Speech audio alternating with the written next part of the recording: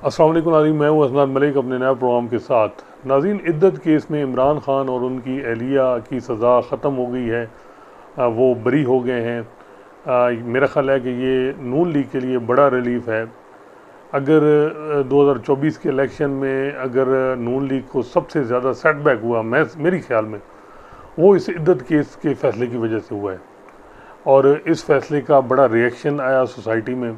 Even नून league के जो worker supporter हैं, जब उनसे of the record on record भी कई लोग कहते हैं वो इस जजमेंट जिस तरीके से वो ट्रायल चला उसकी सपोर्ट नहीं करते हैं।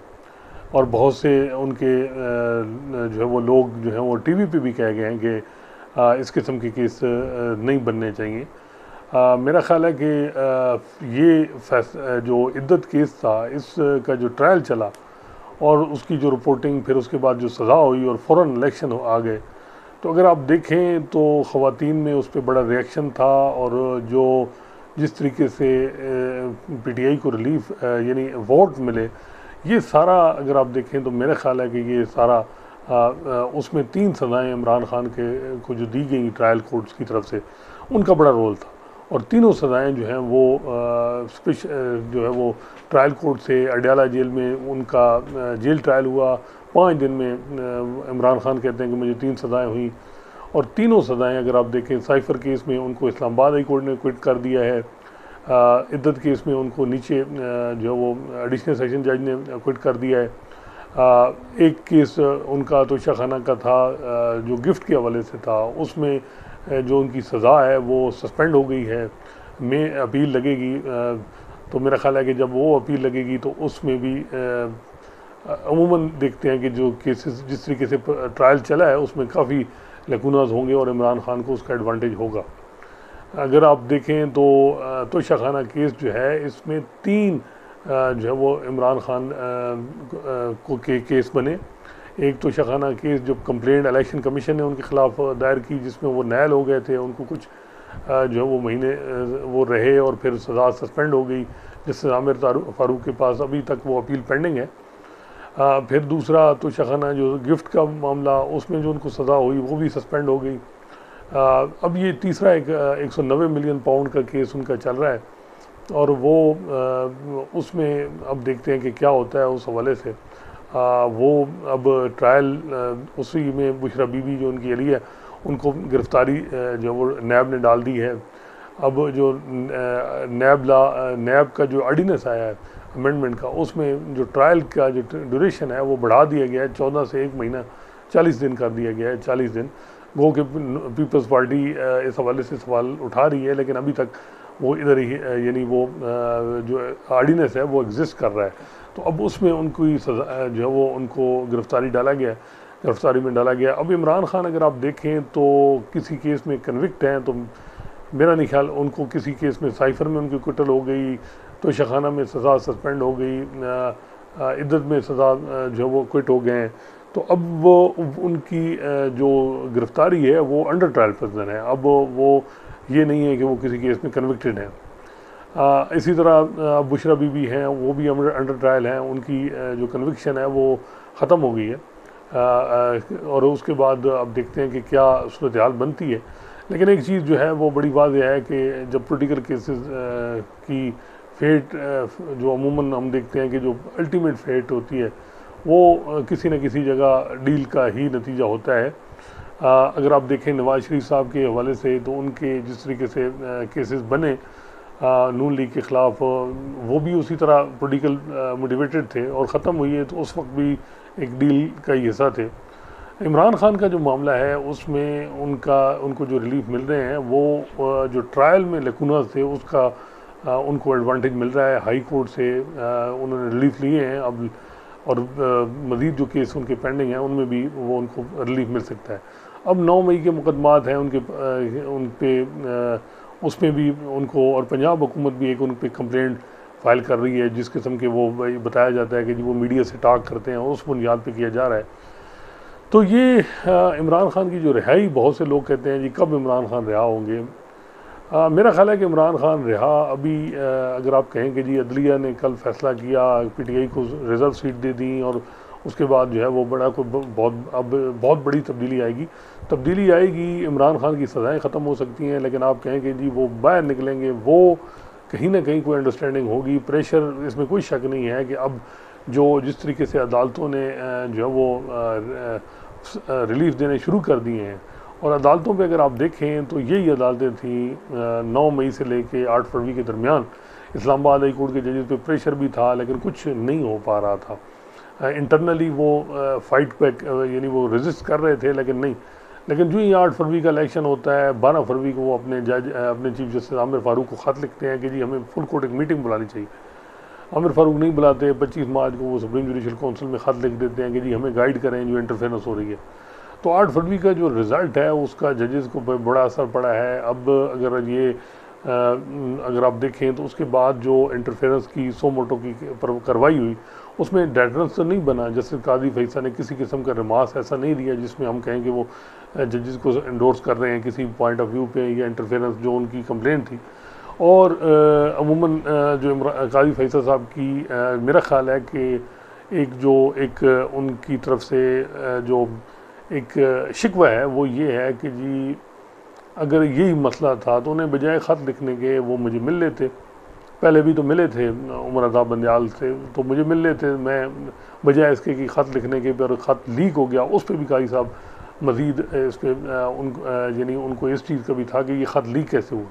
लेकिन इस्लामाबाद हाई कोर्ट के जजेस कहते हैं जी कि हमारी तो जो इंटरनल कम्युनिकेशन आमिर फारूक साहब के साथ हो रही थी मई से अब तक, वो हमने तो लीक नहीं किया किसी तरह भी। तो ये काई साहब जो हैं वो इस बात का उनका जो करीबी उनके ज़राए हैं, ये जो लोग इस हवाले से वेल कनेक्टेड हैं, वो कहते हैं कि जी वो इस चीज़ का उनको शिकवा है कि ख़त लिखने के बजाय जब पहले आए थे तो अब भी मिल लेते और बताते, फिर उनके जो भी होता। तो मेरा ख्याल है कि ये उनका है, और जब वो पोजीशन काजी फैसल साहब ले लें तो फिर वो उस पर ही रहते हैं।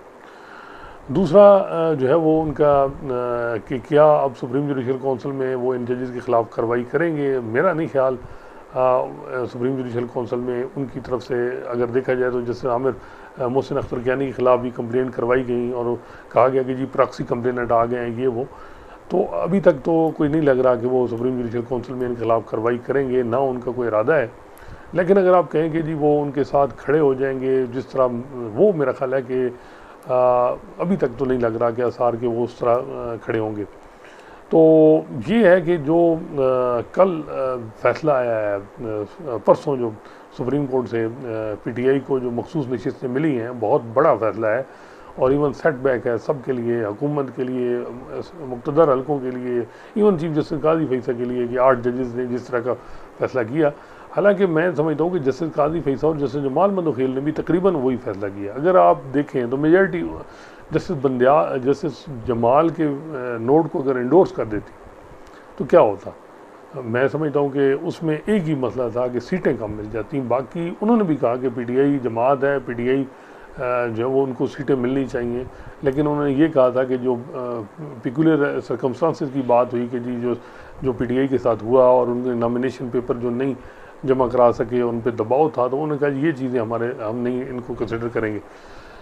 लेकिन ये है कि वो उस फैसले का बड़ा यानी आप कह सकते हैं कि असर है अदालत पे पड़ेंगे, अदालतों पे उनको उस फैसले का असर पड़ेगा। और अगर आप देखिएगा अब इतलात आ रही हैं कि लाहौर हाई कोर्ट में जो केसेस इलेक्शन ट्रिब्यूनल रिटायर्ड जजेस की तैनाती, वो केस भी फिक्स हो रहा है जस्टिस शाहिद करीम की अदालत में। और इससे बगैर ये लग रहा है कि जस्टिस आलिया नीलम भी उन्हीं जजेस के पास केस फिक्स करेंगी जिस पे मलिक शहजाद साहब केस को फिक्स कर रहे थे। तो बड़ी मेरा ख्याल है कि जजेस Islamabad high court, Lahore high court से जो आ रहे थे वो फैसले, उसके बाद अब सुप्रीम कोर्ट के 8 जजेस का फैसला, 13 में से 8 का फैसला, 5 में से जो जस्टिस यही अफरीदी हैं वो भी डिफरेंट साइड पे लेके जा रहे हैं। और जस्टिस जो काजी फैसल और जस्टिस जमाल मंदोखेल हैं वो अगर आप देखें तो वो उनकी एक डिफरेंट ओपिनियन थी। उसमें सिर्फ सीटों का मसला था कि सीटें कम मिलेंगी, और एक जो दूसरे जजेस को एक अप्रहेंशन थी वो यही थी कि जी ये जो सीटें कम मिलेंगी तो ये हुकूमत जो है वो कॉन्स्टिट्यूशन अमेंडमेंट कर पाएगी, सीटें ज़्यादा बढ़ेंगी। जो मेरी असेसमेंट है वो यही थी कि इलेक्शन कमीशन मैनिपुलेट करेगा इस सूरत हाल में, और उससे जो है वो मज़ीद 2/3 इनको मेजॉरिटी मिल जाएगी और ये कॉन्स्टिट्यूशन अमेंडमेंट करेंगे। और जिस किस्म की कॉन्स्टिट्यूशन अमेंडमेंट की इतलात आ रही हैं जजेस जुडिशल पैकेज की, तो जजेस को ये भी एक कंसर्न था। इंडिपेंडेंस ऑफ जुडिशरी ज़ाहिर बात है वो भी सिक्योर करनी है। जस्टिस काजी फैसा का जब अपना मामला था तो वहाँ भी यही बात थी उनके रेफरेंस में कि जी इंडिपेंडेंस ऑफ जुडिशरी को सिक्योर करना है।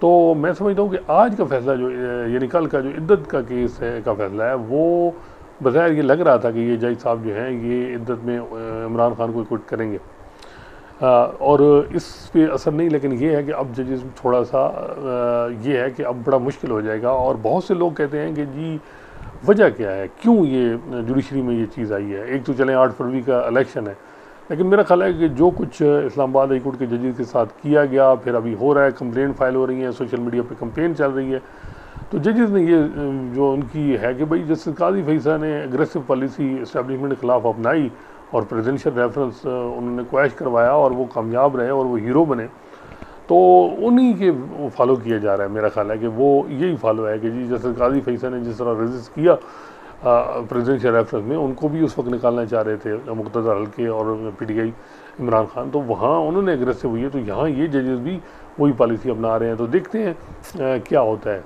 अब इस वक्त जो इमरान खान के केसेस पेंडिंग हैं उनमें देखें तो साइफर में उनकी एक्विटल हो चुकी है, डिवीज़न बेंच की तरफ से अभी डिटेल जजमेंट आनी है। वो साइफर केस का जो फैसला है वो सुप्रीम कोर्ट से में चैलेंज हो गया है। देखते हैं अब कौन सा केस लगता है। वो सबसे इमरान खान पे स्ट्रॉन्ग केस था जिसमें जस्टिस आमिर फारूक ने भी उनको क्विट कर दिया।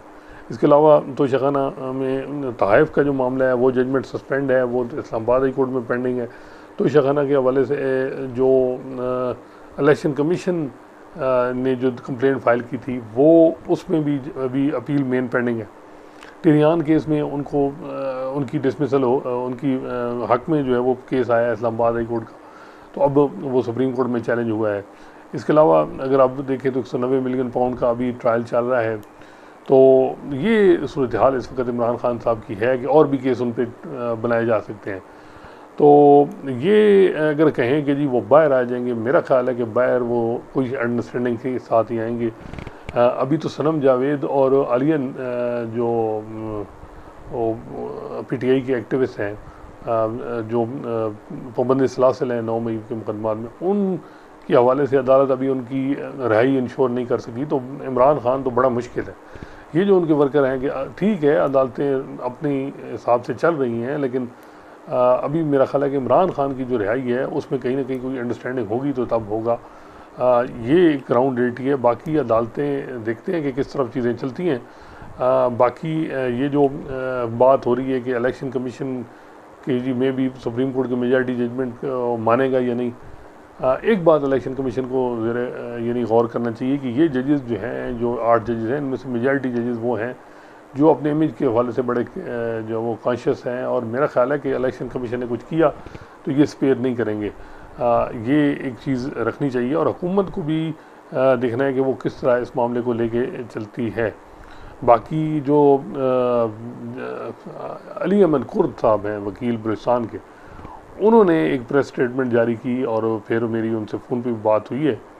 वो कह रहे हैं कि जो बलूचिस्तान के 3 जजेस जैसे चीफ जस्टिस काजी फैसा, जैसे जमाल मंदोखेर और जस्टिस नईम अफगान, उनकी जो ओपिनियन है उससे बलूचिस्तान के जो लोग हैं वो उससे खुश नहीं हैं। और उन्होंने जो है वो जिस तरीके से उन्होंने इसमें ये जो रिज़र्व सीट में केस में जो उनकी उस जो अप्रोच रही है उस पर उन्होंने कहा कि जी उनका जो फैसला है वो ठीक नहीं है। तो वो ये जो बात चल रही थी सोशल मीडिया पे अली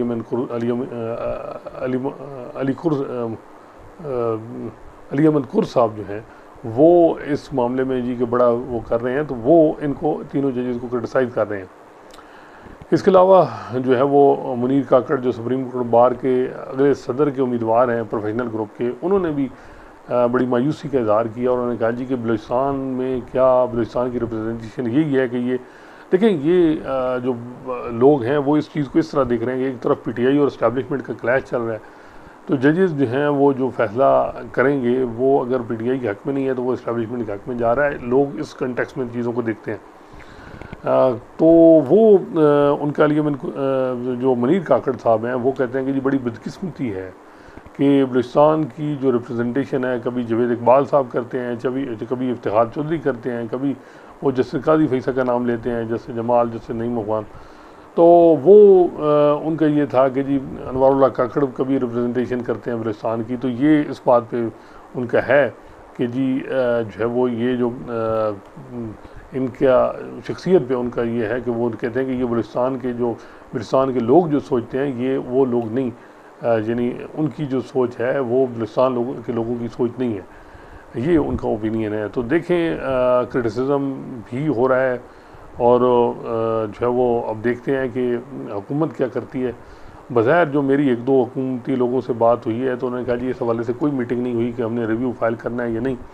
लेकिन एक बात जो नून लीग के जो वकील हैं, जो समझदार वकील हैं, जिस तरह जो वो एक्टिव बड़े अरसे से जो वो ये समझते हैं कि नून लीग को कोई ऐसी मूव नहीं करनी चाहिए जिससे फ्यूचर के चीफ जस्टिस जैसे मंसूर अली शाह के साथ जो है वो उनकी एक कन्फ्रंटेशन रहे।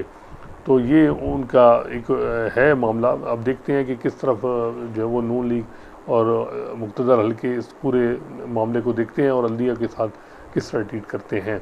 बहरकब जो है वो आज का जो इद्दत का फ़ैसला है उसके बाद जो बज़ाहिर ये लग रहा है कि अदालतों को पे जो इन्फ्लुएंस जो है वो जो है मेरा ख़्याल है कि वो अब उसमें वो इन्फ्लुएंस होगा भी सही तो कोई असर नहीं करेगा। तो ये इस वक्त सूरत हाल बन रही है। देखते हैं कि अब इमरान ख़ान की रिहाई कब तक मुमकिन है, क्योंकि इमरान ख़ान का मसला ये है कि ना वो इन हाउस से इस हुकूमत को जाने के लिए वो कहते हैं सिर्फ इलेक्शन कराएं। दूसरा जो है वो ना इमरान ख़ान साहब का ये है कि वो जो है वो इस हवाले से ना वो पार्लिमानी सियासत उस तरह करते हैं। वो कहते हैं जी कि हमें नया इलेक्शन की बात है, हालांकि वो कर सकते थे कि अभी भी किसी पीपल्स पार्टी के साथ मिल के ये वो हुकूमत इन हाउस चेंज, और पहले पीपल्स पार्टी के कोई लोगों की ख्वाहिश थी कि हमारी हुकूमत PTI से बने, लेकिन इमरान ख़ान किसी सूरत में भी पीपल्स पार्टी के साथ भी बैठने को तैयार नहीं है। तो अब देखते हैं कि इन हालात में क्या होता है। बड़ा अहम जो है वो ये मामला जो अदलिया और के साथ जो इस तरह की इंटरफेरेंस पे जो वाक़यात हुई हैं, बज़ाहिर ये लग रहा है कि अब अदलिया भी किसी मामले से वो भी पीछे नहीं हट रही है। तो देखते हैं अब हुकूमत किस तरह अदलिया को डील करती है। इंशाअल्लाह नए मौजू के साथ आपकी खिदमत में हाज़िर होंगे। अल्लाह हाफ़िज़।